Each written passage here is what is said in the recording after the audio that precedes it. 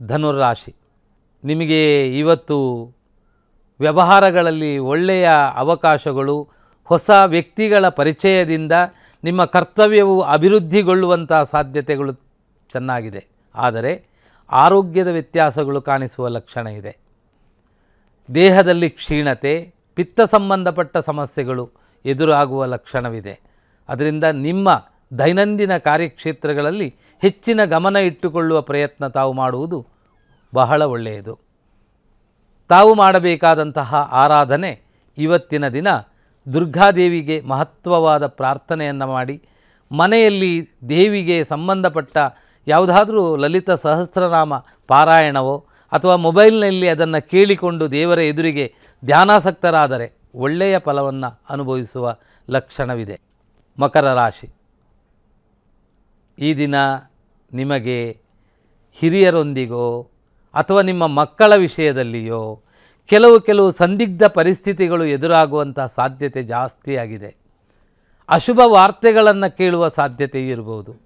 ಮಕ್ಕಳ ಆರೋಗ್ಯದ ಬಗ್ಗೆ ಜಾಗೃತೆಯಾಗಿರಬೇಕಾದ ಸಾಧ್ಯತೆ ಇದೆ. ಮೇಲಾಧಿಕಾರಿಗಳ ಟ್ಯಾಕ್ಸು ವಗೇರೆ ಇತ್ಯಾದಿಗಳ ವಿಚಾರದಲ್ಲಿ ಸ್ವಲ್ಪ ಅಸಮಾಧಾನದ ಘಟನೆಗಳು ಸಂಭವಿಸುವ ಸಾಧ್ಯತೆಗಳು ಇದೆ.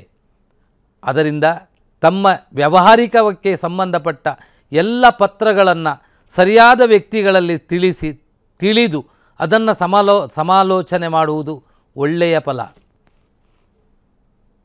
ನಿಮಗೆ ಮಾಡಬೇಕಾದದ್ದು ಸೂರ್ಯನಾರಾಯಣ ದೇವರ ಆರಾಧನೆ, ಮಹಾವಿಷ್ಣುವಿನ ಆರಾಧನೆ ನಿಮಗೆ ಈ ದಿನ ಶುಭಪ್ರದ. ಕುಂಭರಾಶಿ,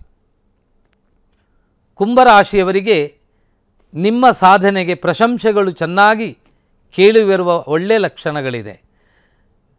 ನಿಮ್ಮ ಆಪ್ತರು, ಬಂಧುಗಳು, ಮಿತ್ರರಿಂದ ಒಳ್ಳೆಯ ಸಹಾಯವೂ ದೊರಕುವಂತಹ ಒಳ್ಳೆಯ ಸಾಧ್ಯತೆ, ಉತ್ತಮವಾದ ಸ್ಥಿತಿ, ಉತ್ತಮವಾದ ವ್ಯವಹಾರ, ಉತ್ತಮವಾದ ಎಲ್ಲ ಸ್ಥಿತಿಗತಿಗಳು ನಿಮಗೆ ಚೆನ್ನಾಗಿದೆ.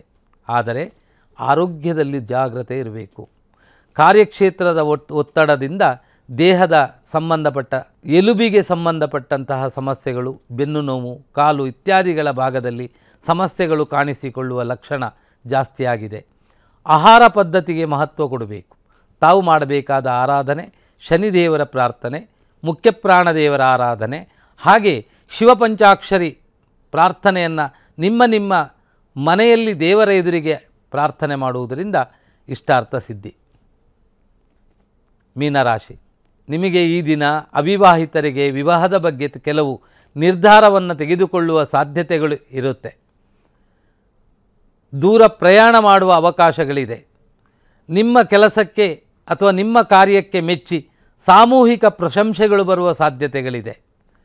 ನಿಮ್ಮಲ್ಲಿ ದುಡುಕು ಮುಂಗೋಪವನ್ನು ಸ್ವಲ್ಪ ಕಡಿಮೆ ಮಾಡಿಕೊಂಡು ಭವಿಷ್ಯತ್ತಿನ ಹೆಚ್ಚಿನ ಬದಲಾವಣೆಗೆ ಪ್ರಯತ್ನ ಮಾಡುವಂಥ ಅವಕಾಶ ಈ ದಿನ ಜಾಸ್ತಿಯಾಗಿದೆ.